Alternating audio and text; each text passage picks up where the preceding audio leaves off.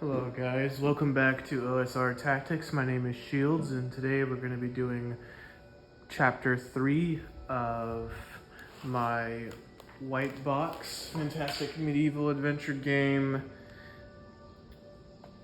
quest, and we're continuing the Goblins of Thornshade. So just to have a quick recap, our characters are situated in this town right here called Thornhill, and the goal of this quest is to track down a layer of troublesome goblins and take out their leader so that we can diminish the strength of their faction. So in part 1, we went scouting and got attacked by werewolves, which caused us to retreat back to the town where we did some healing, went back out into the field, explored the dungeon a little bit, and came across a slope where we decided to head back to town, resupply a bit, and then get back out there to go crush the goblins. So let me just refresh you on what we have done.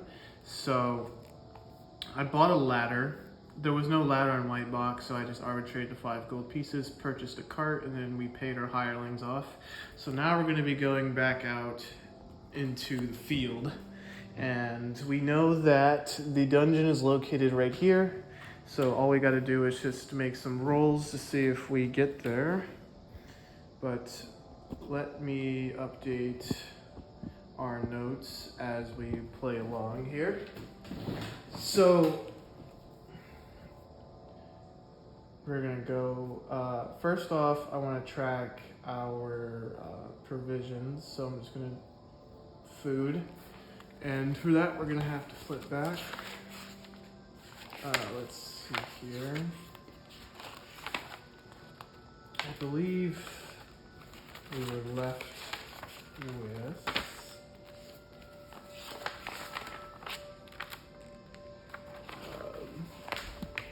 my apologies here. I'm just trying to find. Okay, cool. So we used 8 of these rations, 32 minus 8. So that means that we should have 24 rations left. We're going with a slightly smaller party, and I will list that in just a second, but let's see here. I'm going to go ahead and do 24 boxes. 1, 2, 3, 4, 5, 6, 7, 8, 9, 10, 11, 12, 13, 14, 15, 16, 17, 18, 19, 20, 21, 22, 23, 24. I'm going to list all the current party members. So if you didn't know, all the members of our party, we had Galaran the fighter right here. So we have Galaran, level 5 now, because level 4, 5, something like that. He leveled up in the last adventure, and then we've got our wizard here who is also leveled up. I believe he's level 4 now, and he is Seraphim. And then as far as hirelings go, we've got a mule, and then we have soldiers times 4. Alrighty, so in that case, let's go ahead and start moving on our hex grid. Alright, so here we are on the map here. We already know where we're gonna go, so I'm just gonna go ahead and move us into the hex. I don't believe we have to roll for being lost since we already know where we're going, but we do have a random encounter that needs to be rolled. So on a 1, we have a random encounter. 5, so there's no random encounter, so we can go right into the dungeon, which, if you don't know already, I like to do my dungeons pen and paper. So let me pull up the dungeon map for a second.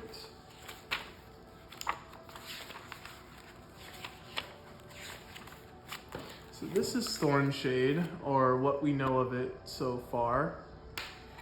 So this right here, if you didn't catch part 2, this was a secret room that was empty, but we found some beds.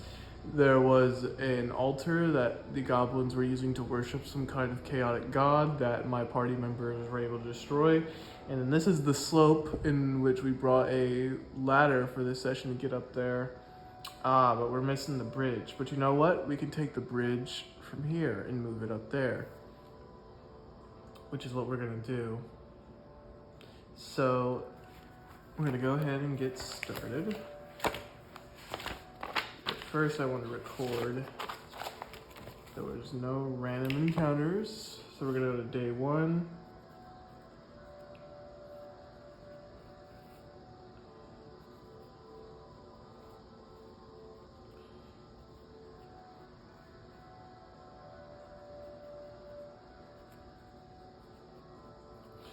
So then we entered the dungeon. Now the first thing I want to do is I want to pick up that bridge. So I'm going to do picked up bridge. All right, so that would be round 1. I'm going to start a turn counter here. Okay, so we've had 1 turn so far. 10 minutes to pick up that bridge piece. Who is carrying that bridge? I'm gonna say that my magic user is. So I'll have Seraphim carry it. Alright, so then we're rolling for a random encounter. So no random encounters this round. So let's go back over to our map. So we picked up this. So what I want to do is I want to erase this bridge. And then we're going to have to install a ladder here. So this will show that there is a ladder there. So then let's flip back over to our notes to say that we have installed a ladder.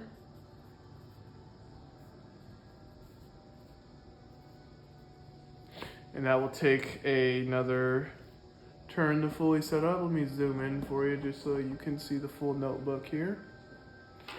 Alrighty, so then we're gonna go ahead and make another roll for a wandering monster, which there are none. So now that it is turn number 3, we can start exploring these unexplored lands. But first we're gonna have to install the bridge here so that the full party can cross.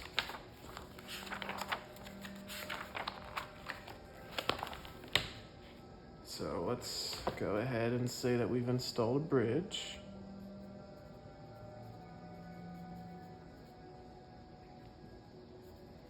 And we'll call that the end of our return. So then now we've got to roll again. No random encounter. Fine by me. So then we're gonna continue forward now. So this is gonna be 20 feet of movement right here. So our dungeon generation dice right here. Oh, a trap. So what's gonna lead us? We're going down a hallway. There's another secret in it. So we're gonna go ahead and something like that, and then we're going to have a trap right there. Now, unfortunately, because we don't have a thief in our party, there wouldn't be a way for us to necessarily, at that point, avoid the trap. So we're just gonna have to make saving throws. So I didn't specify at the time, but in my own head, I just see my fighter character leading the party here. So I'm going to go into my fighter section. And, solo RPG, I try not to think too hard about the traps, especially in a game as basic as White Box. If we were playing AD&D, I might, pay more attention to what that is. So saving throw wise, it looks like we're looking at 11 for the saving throw. So I'm going to go ahead and roll my d20 here, 11 or greater save. So yes, I do save. So I like to just shade in one of these triangles right here just to show that the trap has already been sprung. So then we're going to call this a trap, and then we'll halt movement. Let's see. So trap, ST passed, and then I'll put Galaran as the target.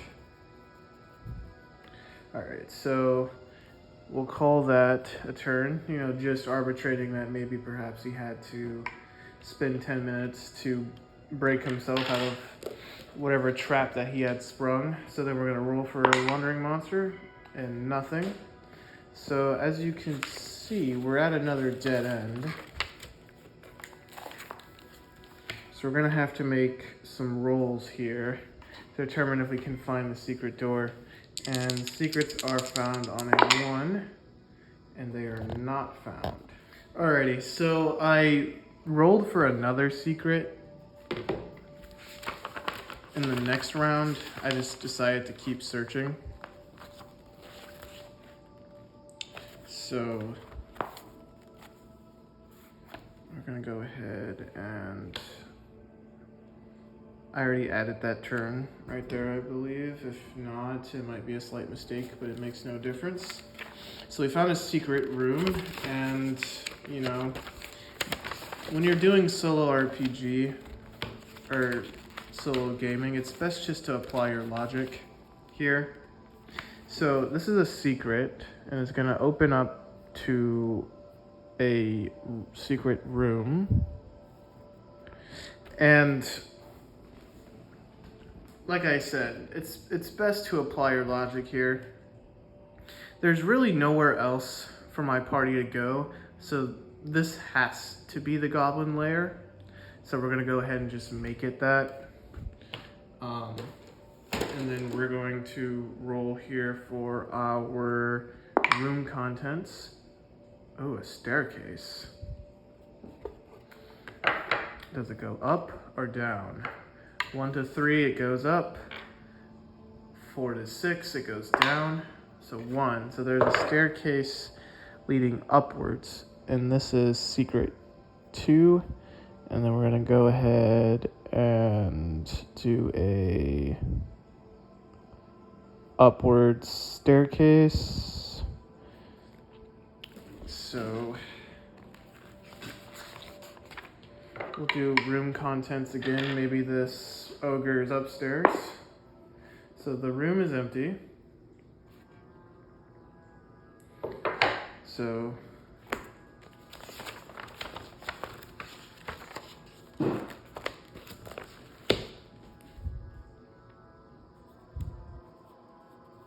secret room 2. So we have a staircase upwards, and then we're going to go ahead and make this the chamber where we're going to have this battle. So let's go over here, and I'm just going to put Goblin Lair as the room. Alright, so we already know that the Goblin leader might be something stronger than an actual goblin. So we could roll here, but thematically speaking, nothing here really speaks to me as far as like a leader of goblins. So we're just gonna go with what I would, the first thing that came to my mind, which would be an ogre right here. So we're gonna go ahead and spawn an ogre here.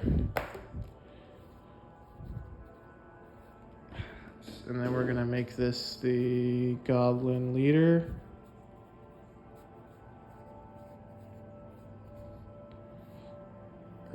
Alright, so then we're gonna set hit points 4d6 plus 1.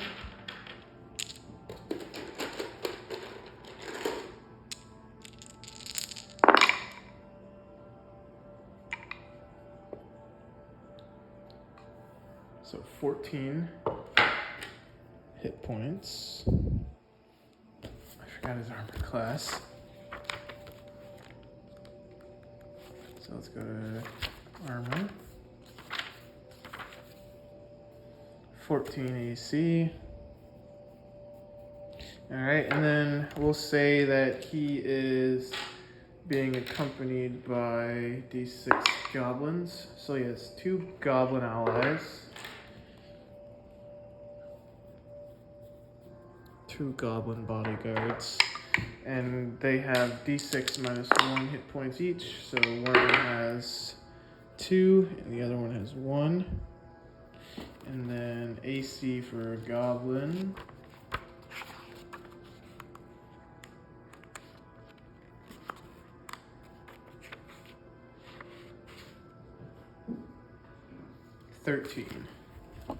So AC 13. So there's not a whole lot going on here. It's just 3 enemies. So what we're gonna do is we'll just do pen and paper for it. There's no point in breaking out miniatures for every single thing, but we will roll for a surprise. No one is surprised here, so then we're gonna go ahead and dice off our initiative. We'll make the green dice the party. So the ogre gains initiative. So we're gonna do combat. And then we're gonna do ogre initiative. Alrighty. So he gets a +4 to hit.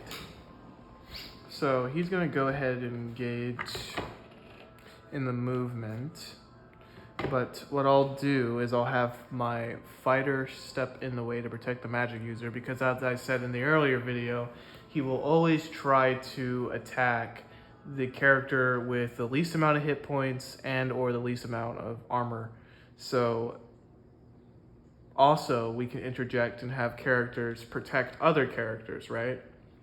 So I'm going to have my fighter protect my magic user. So he'll have to kill my fighter before he can attack the magic user. And then I'm just gonna have the soldiers fight the goblins separately in some other part. Just kind of organizing the whole thing in my own head.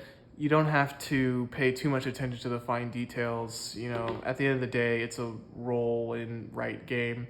So just use your imagination here.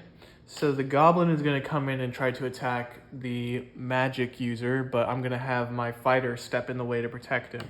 So we got a +4 to hit. So that is going to be a fail for the ogre. So the ogre does not do any damage. So then I'm going to go ahead and have these goblins try to attack.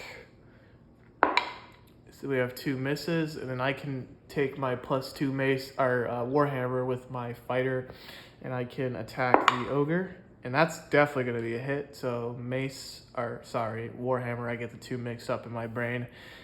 I might just change it over to a mace because they do the same amount of damage. It's just flavor text. Or I might not, because, you know, you got to respect your campaign record. So d6 +2 plus the miniature fits. Anyways, we're going to roll d6 and add 2 for the damage. So that's 3 damage because I rolled that 1. So bring him down to 11 hit points. So now we're at the next round, and we've got 5 on our side versus 3 on their side. So they aren't doubled in number, so they don't have to make morale checks every round. So let's go ahead and get this next round. Alrighty, so round 2, we're gonna go ahead and have the ogre make a swing at the fighter, +4 to hit.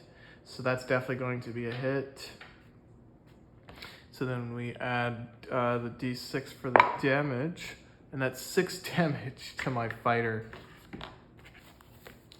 So we gotta flip all the way over to the fighter character sheet. So he has 22 hit points. He just took 6 damage. So that would leave him with, let's see here, 14 hit points. And then we're gonna flip back over to the ogre. And we have 2 goblin attacks to the soldiers, so that's a miss. But that will be a hit, dealing -1, 5 points of damage to one of the soldiers. So we'll just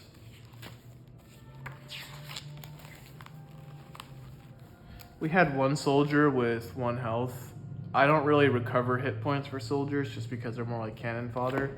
So we'll just erase him off. And we'll count that as a casualty.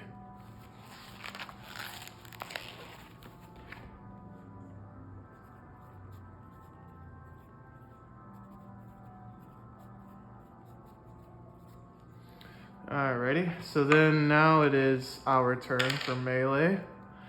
So I'm gonna go ahead and roll again. So +2, so that's a hit for me. So then I get to roll d6 and add 2 to the roll. So that's 6 points of damage. So we got 10, 9, 8, 7, 6, 5. So we're gonna bring them down to 5 hit points. And then we're gonna have our soldiers try to swing at these goblins here. And they do not hit. So then now we're on the next round. In movement phase, I'm gonna have the magic user prepare a spell.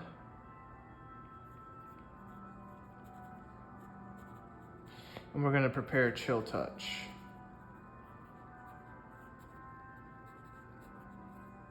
Which is a level 1 spell. It just does d6 damage if you touch somebody. So we gotta prepare the spell and then we gotta cast it in the next round. And that should be enough to take out the ogre. But before that can happen, the ogre must attack. He rolled a 7 and missed. So then we're gonna have these goblins see if they can hit anything. So we do get 1 hit. And it does 1 point of damage to our soldier. So we'll flip back over to the soldier and bring them down to 5 hit points. All right. So going back here,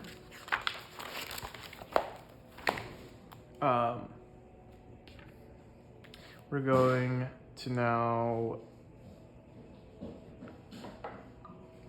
counter attack. So I'm gonna go ahead and roll. So that's another 14, which means I do 8 points of damage, which is enough to kill the ogre.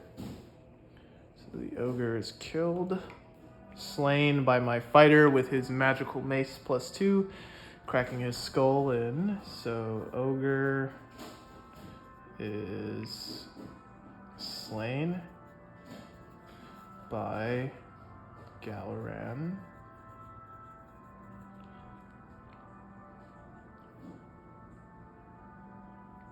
So we're gonna make that 120 XP earned. So then now we just gotta shave off these goblins. So that's a hit. 2. So that's 1 goblin dead. And then we'll go ahead and kill the other. Yep, that's a hit right there with 19. 5. Alright, cool. So the party is victorious. And with the death of the ogre, this goblin threat is no more to the land. So I'm going to go ahead and calculate some treasure and some XP, and then I'll come back to you with the results. Alrighty guys, so this is the final results of this adventure. So we got 420 gold pieces in a treasure chest as the loot from the lair, and then as far as experience points goes, I give everyone the experience total for all monsters slain, which is 420, and then I take all the gold added, convert it over to XP, and then I divide that by the party members. So we've got 2 party members here, which would give them a grand total of 700 XP earned for this adventure. Not a bad haul for the adventure. And then I wrote some closing dialogue. So I'll read it here. The defeat of both the Necromancer and the Thornshade Goblins caused the party to earn a notable reputation with the people of Rivenbrook and the Black Falcons. So if you weren't aware, in a previous adventure that I did off camera, my characters assaulted a necromancer tower in the area, and that's how my magic user here was able to cast spells like Chill Touch and things like that. So the Black Falcons are also the domain of this sort of sphere of influence right here. And if you're curious, yes, I did take that from Lego Castle. Anyways, the party earned the name of the Marauders, which carried their expertise in dungeon exploring across the borderlands. Impressed by such tales, the Marauders were invited to a feast at Black Falcon Keep with the faction leader, Lord Mariel. So after coming back to the town and relaxing and sort of celebrating their victories and sharing tales with the local people, they're going to be traveling from here all the way up to here where the Keep on the Borderlands, or Black Falcon Keep, is located, to have a feast with Mariel, where there's a chance that he might offer the Marauders a contract to help them fight all of the other rival factions in the area, such as the Forestmen and the Crusaders.